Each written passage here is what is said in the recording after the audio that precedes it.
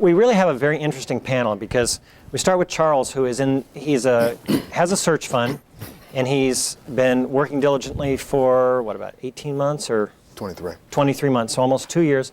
He's got a deal that he's working on. The stage of this case is sort of right where Charles is. He's in the throes of it. And so you get to talk to like a real live person who is like really working on trying to get a deal done and dealing with all of these issues that we've been talking about. And Garish has bought a company about 6 months ago, right? Yes. And so he had a search fund, bought the company, has funded it, and he's in the early stages of actually running the company. And then Will, of course, we know from advance. So let me start with you. So from the case, what do you think about the issue of the non-compete? I wouldn't sign it. Okay. Take it away. I mean, the way we did it ultimately is that if you have an industry search, you know a lot about the industry. You're going to learn a lot about the industry every single company you touch. So company 4 is more valuable to you than company 1. And if a guy is trying to lock you out of the industry, basically what he's saying to you is, you know, you're never allowed to touch another company in this industry, which is exceptionally valuable. And there's nothing he's giving you really. Like, it's not like he's guaranteeing he's going to sell his business to you come hell or high water. And I wouldn't sign it for that reason. There are a lot of other things that you can do to try to figure out, you know, whether this is the right industry or not, a right company or not. But if a guy comes to you and says, I want to lock you up so you can't look at anything else, that's pretty much a deal breaker. And have you been asked that? Yeah, I got asked that once. Well, I got asked that several times when I was looking at community banks. Yeah. Were you ever asked that? Yeah, I was actually, and the deal that I did have that clause come up, and the way we resolved it is that we'd spent enough time in the industry to know that this was either the best or close to the best company that we would get to acquire. And the way we structured it is we said for a window of time that we were dealing with them, we wouldn't be concurrently talking to another competitor, but that once that window expired, that we would do it. That's an interesting way to do it. Yeah. How long was that window? It was approximately 3 months maximum, like 2 to 3 months, and that was the sort of expected window of doing the deal. So our panel's familiar with the case, but really they're a resource for any questions that you have about search funds and what their process is. So questions from the group? Kyle? One question I had was, it seemed like in the case maybe some sort of non-disclosure agreement could have been in you know, something that would have been equals in their mind to the non-compete clause. What sort of stage of things do you get in non-disclosure agreements? Do people even value those at all? How do people feel about that? Do you want to take that? Get it. Well, I mean, an NDA, basically what you're calling, you're signing that usually up front before you get into conversations. What I would typically be careful about is distinguishing between confidential and proprietary. So I'm a little more careful signing about proprietary because that exposes you more to potentially using it for some business later on. But I think in most businesses you would start with, you know, some form of an NDA. Otherwise, you know, you wouldn't be expecting to go any further, in my experience. Yeah. Will, anything to add to that? No, that's Okay. that's our experience as well. All right, Jason? Same question. Okay, Francois?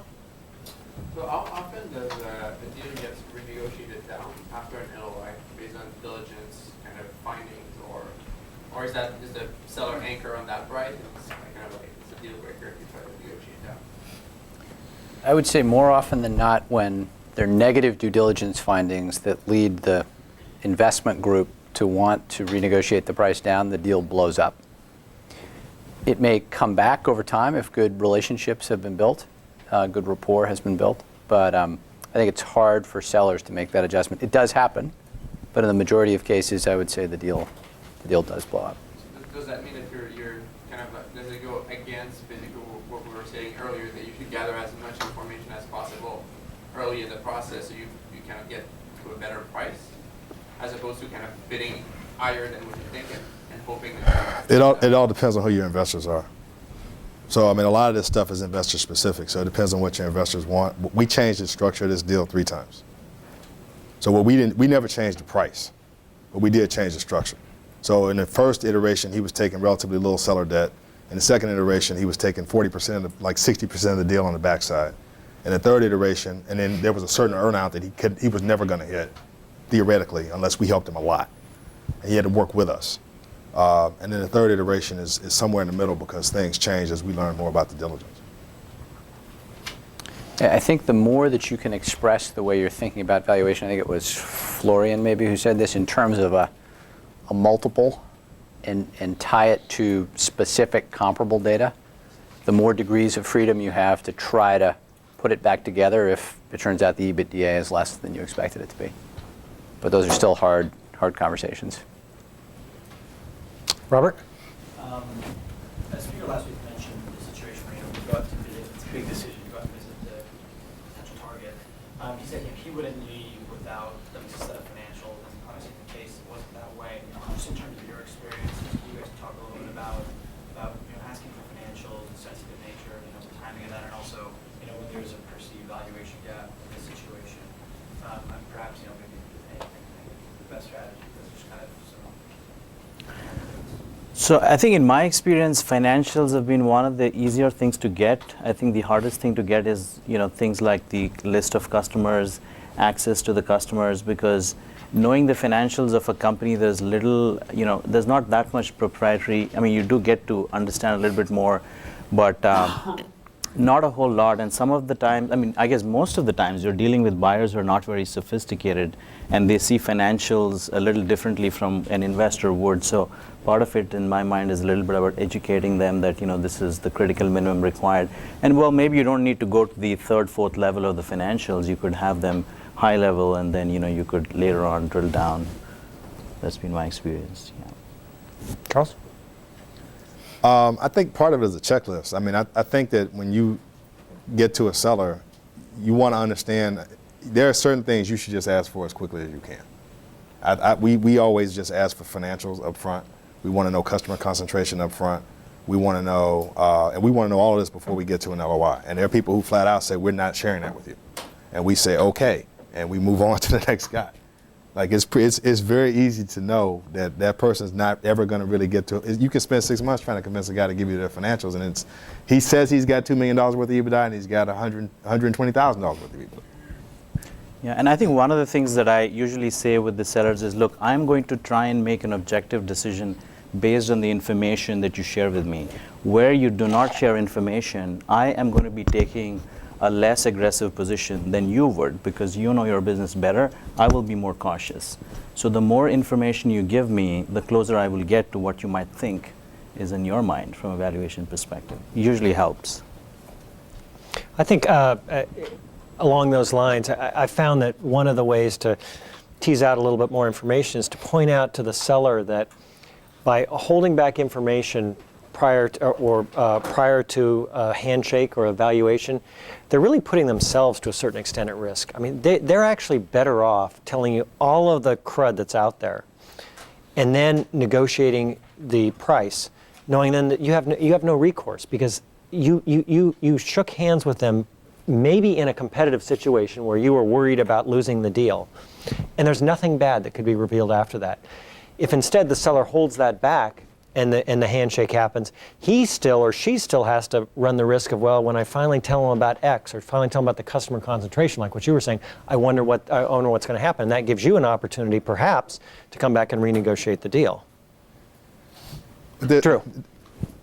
Just said maybe a bit more on this then, because it seemed like prior to the panel that the context was, let's abridge this list and go with the LOI, and then we can sort of begin to finesse the financials out. But it seems maybe we're not appreciating sort of the time pressure involved on this. If you're ultimately trying to buy something, the process is fairly transparent. It seems that sort of like one direct behavior is sort of rewarded, not aggressive, but you might as well put it out there. It's rewarded, but it's rewarded if you come with a context of, we looked at businesses where we were opportunistic. You can't do any of this stuff in an opportunistic search that I've seen. You come to a guy, you just found his business, and you say, I'm going to pay you 4X for it. He's going to look at you like, who are you? If you come to a guy, we're looking at an industry right now that we looked at for a year and a half. So by the time we found this person that we found, we were able to say, we think we know your industry as well as anybody who doesn't have a chemistry degree can know your industry. Given that, this is what we think we're prepared to pay, and we know these other 4 people traded here. So we want to pay you this, which we think is fair based upon what you know has happened in your industry before. This is what we think we can pay you. We can't pay you anything close to that until we know your financials, we know your customers. These are the things that will ratchet that down. And we had a very blunt conversation with them, but it wasn't, you can't have that conversation with them if we don't know anything about the industry. So do you think that you sort of tailor your, you sort of have your own playbook at this point, or you really kind of tailor it to the prospective acquisition specifically, insofar as sort of like building the communication and the candor of the relationship, or you just sort of end up defaulting to, look, we're going to get to this point anyways, and maybe we can use this to facilitate this relationship development and whatever. What are you asking? Sorry. I'm just saying, in the way after, you said you've been in this for 23 months, and I mean, presumably there's been a lot of prospects. I'm just saying, you end up sort of defaulting to the playbook that you found sort of, it's just sort of become your style now, or is it very tailor-made to the individual?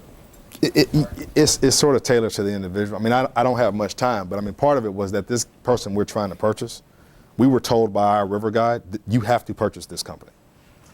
There's another person out there that we were talking to simultaneously, because we got into 2 LOIs at once, and we didn't have anywhere near that kind of discussion about that person.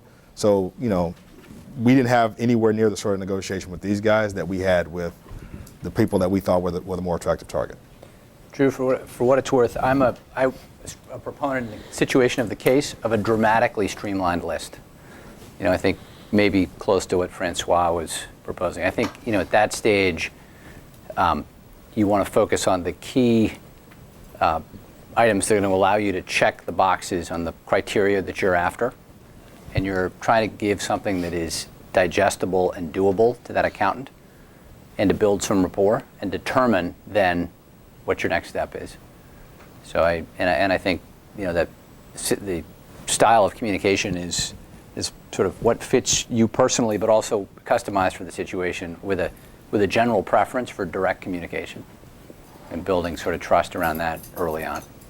So Will, kind of along those lines, we had some question marks there. So maybe early on in the due diligence, you might have wanted to address some of those boxes if they were in fact your 6 or 7 important company criteria. Definitely. Yeah. I'd even say that I would even look at a shorter list and being able to get the information to comfortably check the most important 3 or 4 boxes. Yeah. I'll just comment. I would say that list, it's very highly variable what a company will have and be able to offer. And it just depends on the management. And it depends whether they're for sale and have had an intermediary say, hey, you're going to need these 20 things, start getting them together, or whether you call them and they said, hey, it's a good idea to sell. That list for someone who's your cold calling is ridiculous. There's not a chance they have 70% of that, in my experience with about 25 companies, and they will be mad because they'll look at it and go, well, there must be something wrong with me because I don't have all this stuff. Well, there's not something wrong with me. That's something wrong with that smart aleck MBA who wants all this crazy stuff that I don't have. If you sit down, there are ways to approach it that you can figure out what they do have, what they don't have, make it really quick. You don't, and just figure out what the minimum is you need. And maybe they have to go create 1 or 2 things. But there are no accountants out there working for these companies that say, oh, I have a lot of extra time in my day, and I'd love to, create some of these things for somebody to come into the company. And just to build on that, and without beating a dead horse, but I think the more the more time you spent in an industry, the more surgical you can become in what you ask for. And there's a lot of information in detailed breakouts of the revenue line, which should be readily available from any accounting system. So I think that turns out to be and specifically in the case of PEOs, that question about lines of service is really important. Because very quickly, if you found, we have a little bit of experience with that business, which I would argue is not quite as good a business as the checklist would indicate. By the way, you were investors in the company in Hawaii, right? We're investors in that company Yeah, in Hawaii. so- that was so alluded he to in the actually case. knows And the we've had business pretty a well. very good experience there, but there's some unique characteristics to the Hawaiian market where they operate. They really do have some unique barriers that the PEO businesses in the lower 48 don't have.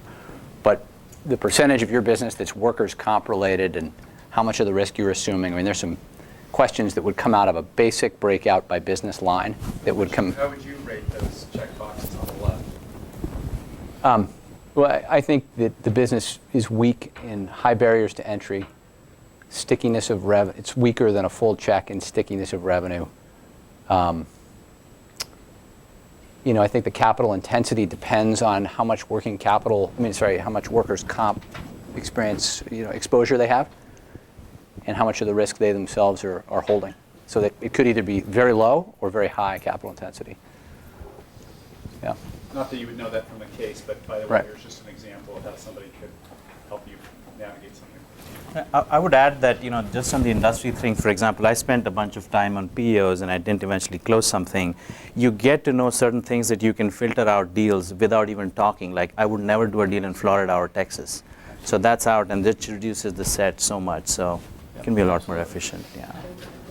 Sorry, but it's a great state, Texas, right?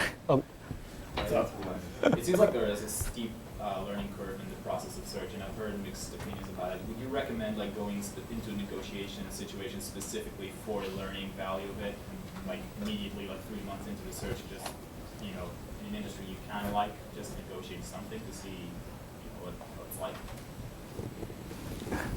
I would not recommend that. I think it's a very good question, Tal, and it's not. But I think you can get a lot of that experience by selectively tapping your investor group, relying on outside advisors. As David said, I think your lawyer ought to be a resource that you can tap, specifically potentially to go with you if you're searching alone. Otherwise you'd obviously have your partner. But I think you can spend a lot of time in negotiations. And what's most valuable, I think, to learn if you're going the focused search approach is to look hard at a live deal and try to close it and try to model it and really understand what the core drivers are of cash flow growth. Because in each industry, there are different, very specific metrics. And as you learn those, David got to the point in the alarm monitoring business, by the time Smith Alarm came along, he knew in 2 minutes whether that was an interesting deal. But it's because he'd looked in depth at other deals before that. Right. Not because you negotiated, you tried to negotiate other deals in that industry before that. Well, I had, but they were all genuine attempts to buy companies. Yeah. But I think that most search funders have the opposite issue in that they wait too long, in my experience, before they do that. So I guess you don't want to go the other extreme either and wait till you're perfected the deal, because I guess there aren't that many perfect deals. So you do want to get there in front of a seller soon. But obviously after you've done some homework. Let me throw out a question for the two of you. Shifting it a little bit, would you mind talking about why you did a search and less about the business prospects and just personally why you made that career choice, because you probably had alternatives. Charles? I had this pretty good when I was raising the money. And less about like what your shtick was for the investors, and more when you were sitting at home trying to figure out what you wanted to do. What drove you to pick what is still an unconventional career choice? I was an entrepreneur, and I had a business that relied very heavily. It was non-recurring. I owned a construction company. Did a lot of work in Iraq. Did a lot of work in Mississippi for Katrina relief, and then went to work for an investment bank. Briefly, it's a company called Probitas, and saw a whole lot of the books of much larger private equity companies. I did secondary sales. And what was interesting to me was I'd always thought that I wanted to be in a business, and I was saying, okay, do I need to start one and do I need to purchase one? And my problem was I don't come from means. So I needed to figure out a way to get there. And somebody that I used to work with sort of knew of the search fund model. He's this guy who's an investor in search fund partners. And he talked to me about it, and he said, hey, you might want to try this. And I said, well, there's really large barriers to entry to do this. I got to go figure out how to raise the funds. I'm not 25. I got to walk away from this job I have, which pays me, $600K a year, or whatever it was. And then the other thing I got to figure out is I got to then spend 2 years trying to find a business, and I'm not sure I can get one done. And I knew that a big recession was coming, because I saw all these private equity portfolios go off a cliff. But it was for me. I thought that it was the right. I didn't want to necessarily work in corporate America that way.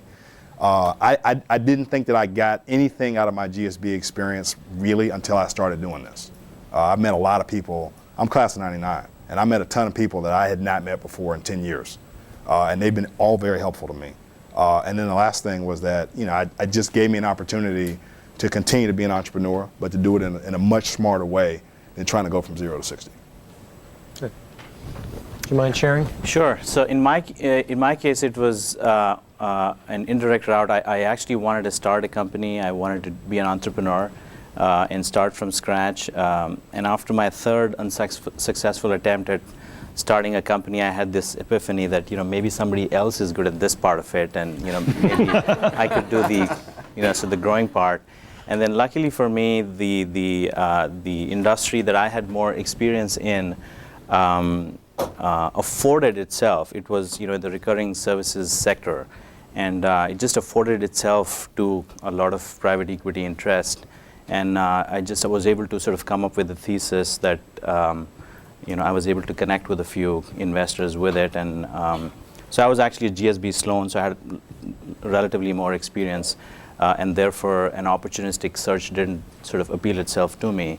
And so I was running this risk of being looked at someone who was looking for a needle in a haystack, i.e., I'm looking at a certain type of sector, et cetera. So I had to prove the point that, look, this sector is sort of broad enough, at least there's a few thousand sort of candidates out there, and it's possible that there may be at least 20 to 30 acquisition opportunities. So it wasn't hard after that, reaching that point, that when I was able to connect my personal experience with the opportunity in the market and articulate it, leveraging the templates available for the search fund. So Great, thanks. Yeah, JJ? So how common is it that you run into a situation, kind of like the case where you think you're going to go collect information and they come back with something so aggressive, they want the non-compete, they want the deposit, and they're not even necessarily things you can trade off to get the things you want, because they're things you essentially just can't do. Is that even realistic, and if so, how do you handle it? Well, I guess from my perspective, you have to recognize that it's emotionally a big deal for someone to sell their company. So you have to sometimes be the adult, if you will, although you're usually younger than the guy on the other side, and understand why is it that the person's doing it. And sometimes, you over time will get over those kind of things. But certain things, basic things like, you have to sign an NDA, you have to expect some resistance when you're asking for client information. And if you have an understanding of what is reasonable, and if you're behaving in a way that demonstrates trust, and I saw that a lot of you brought that up in your conversations about building the trust. That's how it helps when you demonstrate through your behavior. It makes the person on the other side more and more comfortable with every interaction, and they open up over time, in my experience.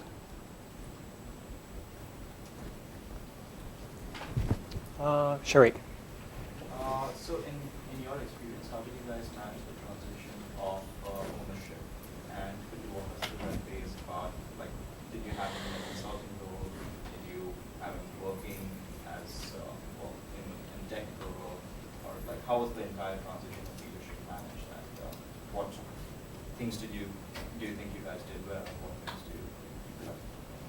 So as I understand, Peter and David, this is the subject of your next class, right? The post-close transition. Is that something you want? Yeah, but no, please, yeah. Fifth class, so Yeah.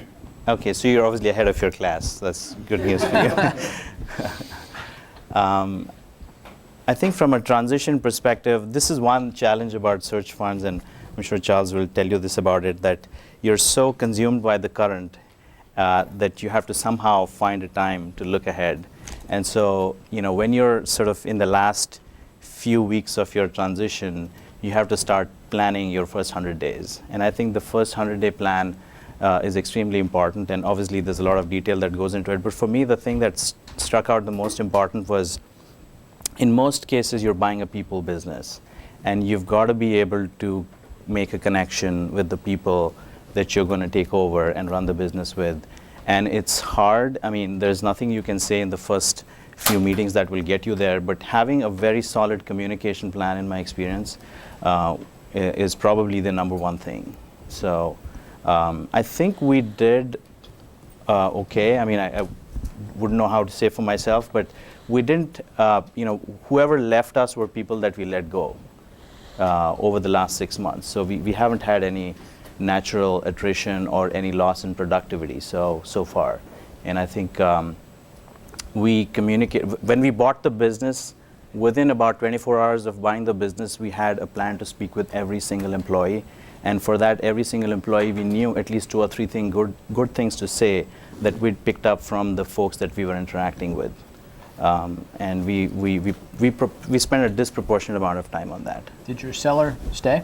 Did he? No, he transitioned over a 4-month period. He wanted to retire, and we figured out that he checked out of the business 2 years back. And was that the right amount of time? If you did it over, would you do it longer, shorter? So in hindsight, we finished transition on the 3rd day in the 3-month transition period. He was so checked out. I mean, he was totally checked out. So. I would just make one comment on the transition topic. Sharik, you asked a specific question about the seller's role staying on, and I would say that across our experience, it's pretty common for the searcher to expect the seller to play some sort of a meaningful role post-closing, usually a consulting role with a sales, customer relations bent to it, and that more often than not, the seller disappoints in terms of stepping up and fulfilling that role. So there would be a couple of notable exceptions to that, but generally, once the seller has tried on the selling hat and has, the wires have hit at closing, it's more likely that they're going to be less involved than expected, I would say. My experience has been that you just, whatever expectations you have for the seller, just discount them to zero, and everything's upside. Yeah. Really.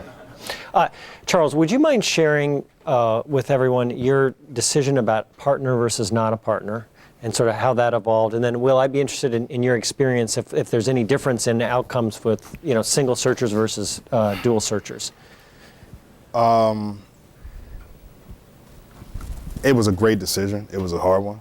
I was very unusual in that I had basically raised my entire fund, and then I added a partner. Yeah, if you could just fill them in on. I'm sorry, I'm trying to, yeah. So I basically started raising my fund. I quit my job and started raising my fund in March of 08. And I had the fund basically raised by September and decided to take a partner on. And then had to do a separate road show with him to get everybody. And it caused some grievance because people were like, who the hell is this guy, for one? And then secondarily, he came to me and said, okay, well, what am I supposed to get? Like, how does this work? Because you've raised this. And I said, we can't. I mean, I've had a lot of partnership experience. It only works if it's 50-50 for me. I mean, I can't speak for it, but for me, it only works 50-50. And what has been interesting in this process is that there have definitely been times where I wanted to kill him and he wanted to kill me. But we knew each other beforehand. And it's really helpful for a lot of different things. There are periods where you have difficulties trying to figure out how to communicate effectively to the seller and also to your investors. But at this point where we're at right now, there's nothing. I mean, it's what I thought it would be, and it's based upon a lifetime of experience. But we had our final negotiation with the seller the other day, and it would have gone questionably. But there were 2 of us in the room, and there was 1 of him. And he kept trying to push, and I would push sometimes, and my partner would push sometimes. But that's sort of the rapport that you eventually get to, where you got a person who is completely a trusted party with you in the room. So, Will is probably a great investor, but there are some of Will's search funders that Will doesn't want to hear from every day. My partner has to hear from me every day. He didn't have a choice. And that's something that for me was sort of invaluable. Even though I'm on the downside, I'm quote unquote giving up points or whatever else you think of. But 50% of 100 million is worth more than 50% of 500,000, and that's 100% of 500,000. That's always kind of how I thought about it. Well, is there any correlation that you found? I know that the Lisa's survey suggests that at the margin 2 heads are better than 1. That there's outcomes have been somewhat better under 2 searcher funds than 1 searcher. I think our experience has been much closer to a toss-up. I think there've been a lot of very successful solo funds, and I think it does give you some advantages along the lines of what we were talking about earlier in terms of being able to allocate. If you're in a 2-partner search, 1 partner can be truly industry focused and the other can be more opportunistic. So I think there may be some advantages during the search phase, but it's more of a toss-up. Okay. Do you have a question? The state of searching now, how do you think it's different than a couple years ago, each of you? So you mean a point of view on the process of being able to raise a fund? The market, I'll be more specific than initial time, the market for buying companies. Okay, so I can speak from what I'm hearing from the folks that, and it's a pretty tight-knit community. So by the way, that's one other good reason to do a search fund, is that you kind of become part of this extended family, and that's really supportive of you.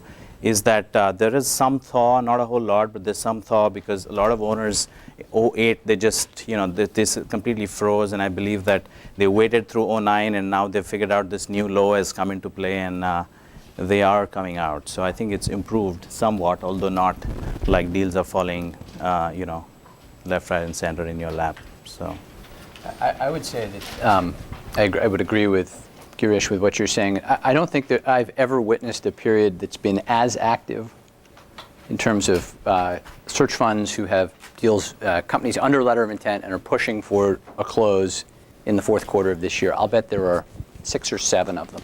And a lot of them are this class of 2008 group that I think is sort of on hold post-Lehman for 9 to 12 months. But there's a lot of activity right now in the marketplace. Joe, right? Yeah. I was just wondering, what aspect of the search process do you, in retrospect, think a lot of people underestimate? So where people either gloss over, or they don't really fully appreciate the risk? Yeah. And you're talking about for the individual searcher, right? Yeah. Not the investor risk, right? Yeah. Yeah, okay. Yeah.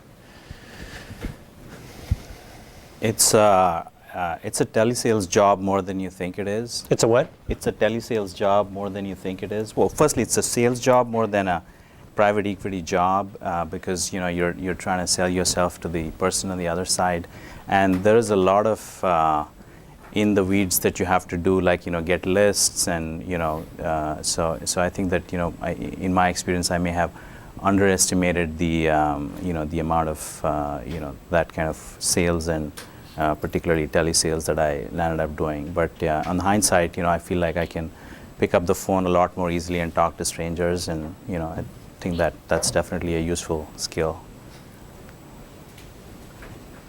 Yeah. So given that you mentioned there's so much activity right now, do you find that there are a lot of competitive situations? And when you're in that type of situation, how does that affect the diligence process and valuation and things like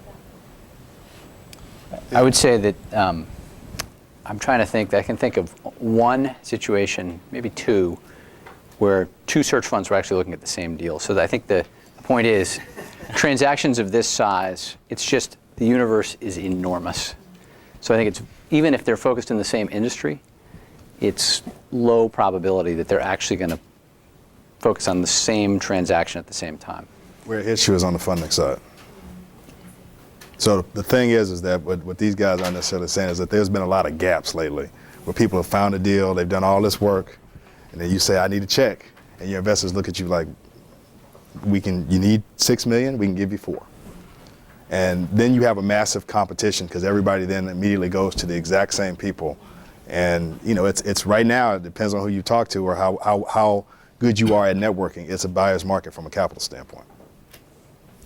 I also found that the risk of having someone sort of steal your good idea, especially for the industry, but even the company, is dwarfed by the kind of opportunistic opportunity, I didn't word that very well, but of finding out that somebody's uncle used to own a company like that, or somebody's brother's in that business. And so I found that once I had identified an industry that I was excited about, or if someone's asking my advice, I said, tell everybody you can think of the industry that you're in, and you will be surprised at the stuff that sort of creeps through the woodwork.